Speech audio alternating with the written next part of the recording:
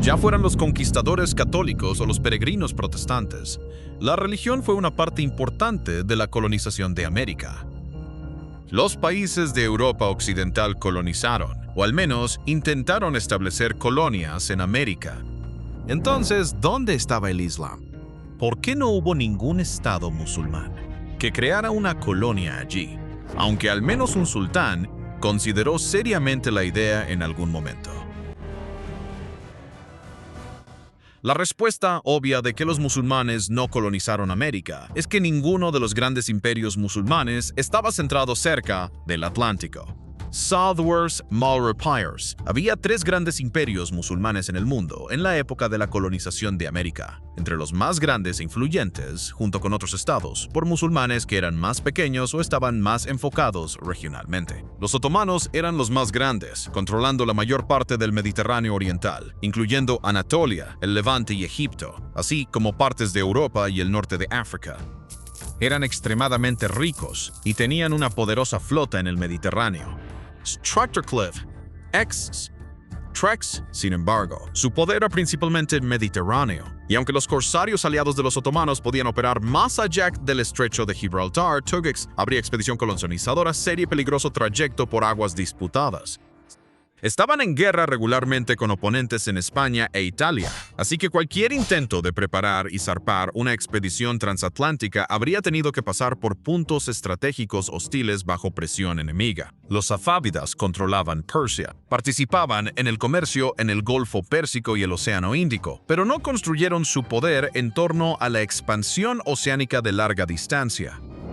Solo estaban muy lejos del Atlántico, sino que ni siquiera tenían acceso al Mediterráneo. Para llegar a las Américas, habrían necesitado abrirse paso por rutas muy disputadas hacia el Atlántico, o encontrar una ruta alrededor de África hacia el mundo atlántico. Ambas opciones dominadas porque el poder naval ibérico eran largas y difíciles. Esto también era en gran medida cierto para el imperio mogol musulmán de la India. Sus puertos estaban situados en las redes comerciales del Océano Índico que conectaban Arabia, África Oriental, India y el sudeste asiático. Pero construir y proteger una empresa colonizadora transoceánica sostenida hacia las Américas era una completamente diferente.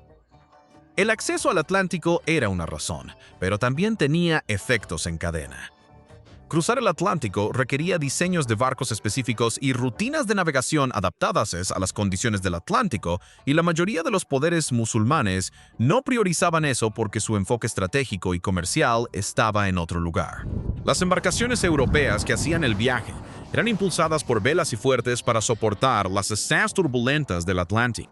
En cambio, muchas fuerzas navales otomanas en el siglo XVI todavía dependían en gran medida de galeras impulsadas por remos, construidas para la guerra en el Mediterráneo, las cuales no eran prácticas para un viaje transatlántico. Por supuesto, las sociedades musulmanas también usaban barcos de vela, incluyendo grandes embarcaciones del Océano Índico. Pero estos normalmente estaban construidos para sistemas de vientos, rutas y exigencias log de las travesías atlánticas que las potencias ibéricas habían iniciado. No estar posicionados para la conquista de América también significaba que no estaban equipados para ello. Si las potencias musulmanas hubieran querido colonias en América, habrían tenido que construir sistemas de expedición de largo alcance, completamente nuevos barcos, cadenas de suministros y redes de inteligencia en el Atlántico. De entrada, los europeos no estaban muy dispuestos a compartir sus diseños con los musulmanes. Las potencias europeas también protegían celosamente sus mapas, cartas de navegación y técnicas de navegación, a menudo tratándolos como secretos de Estado. Pero ¿por qué no intentarlo? Si estos imperios ricos y poderosos realmente querían colonias en América, al menos pudieron haberlo intentado. Entonces, ¿por qué no lo hicieron? Para responder a eso, primero retrocedamos un poco. ¿Por qué los europeos fueron a América en primer lugar? La primera razón fue llegar a Asia. Colón buscaba, como es bien sabido, una nueva ruta hacia Asia cuando partió en 1492. Con la caída de Constantinopla en 1453, algunos gobernantes y comerciantes europeos temían mayores costos, inestabilidad y dependencia de poderosos intermediarios en las rutas orientales.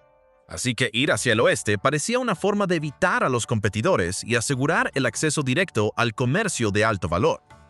Por razones obvias, el mundo islámico no tenía este problema de la misma manera.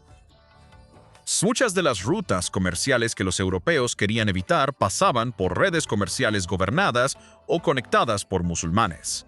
El comercio con Asia continuó a través de rutas establecidas desde hace mucho tiempo, y los grandes imperios ya estaban conectados al comercio del Océano Índico. Por lo tanto, la motivación particular que llevó a algunos europeos a realizar experimentos de alto riesgo en el Atlántico simplemente no tenía mucho sentido. En segundo lugar, incluso si ignoramos la distancia a las Américas por un momento, las potencias europeas querían tierras que eran difíciles de conseguir en sus propios territorios. Europa estaba fragmentada en muchos estados y reinos rivales, a menudo enfrascados en guerras y alianzas cambiantes. Si algún país europeo quería más tierras para explotar recursos o sumar más población, su única opción eran guerras costosas que podían volverse en su contra. Las Américas ofrecían la posibilidad de tomar tierras de todo un continente nuevo.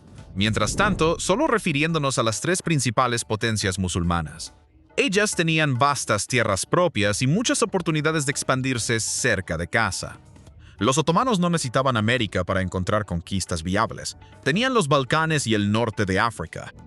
Agers. Los safávidas tenían que lidiar con Asia Central y también se enfrentaban a los otomanos y otros rivales regionales en sus fronteras. En cuanto a los mogoles, les tomó hasta alrededor de 1700 consolidar gran parte del Deccan, e incluso entonces, grandes partes del extremo sur permanecieron fuera del control firme de los mogoles. Así que los gobiernos y comerciantes del mundo musulmán no tenían la misma motivación para colonizar América. Pero, ¿qué hay de otras personas? La colonización europea a menudo era impulsada por la nobleza. La nobleza europea se basaba en la herencia y la propiedad de la tierra, pero como la tierra disponible era escasa, la nobleza de Europa se estaba quedando sin opciones para ganar poder y estatus. Las colonias americanas ofrecían la oportunidad de gloria y poder que los nobles descontentos de Europa no podían encontrar en casa. Esto fue en Chilicarn, México. Fue lo que impulsó a Hernán Cortés, el hijo de un noble de menor rango que no logró asegurar una carrera legal rentable a mente conquistar México. De manera similar, Perú fue conquistado bajo el mando de Francisco Pizarro, el pobre hijo de un coronel, sin perspectivas reales en su tierra. La nobleza musulmana era bastante diferente.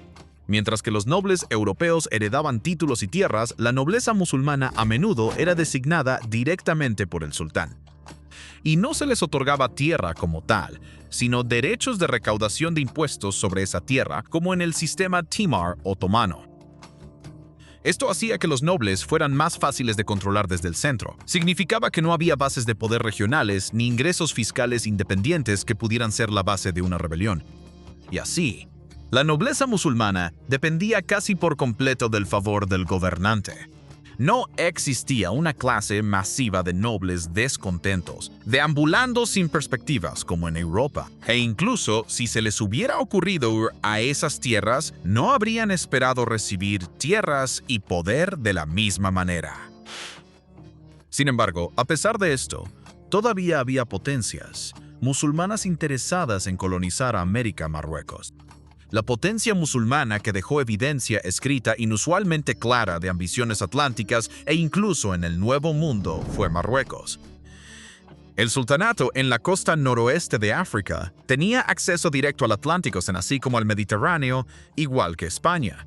Por lo tanto, tenía la ubicación adecuada para plantearse una empresa así. No era un gran imperio como los otomanos o los safávidas, pero era un reino propio razonablemente rico, con un talento establecido desde hace mucho tiempo para la navegación y el comercio. Marruecos también fue rápido en adoptar nuevos desarrollos tecnológicos, como las armas de pólvora, al igual que sus rivales europeos.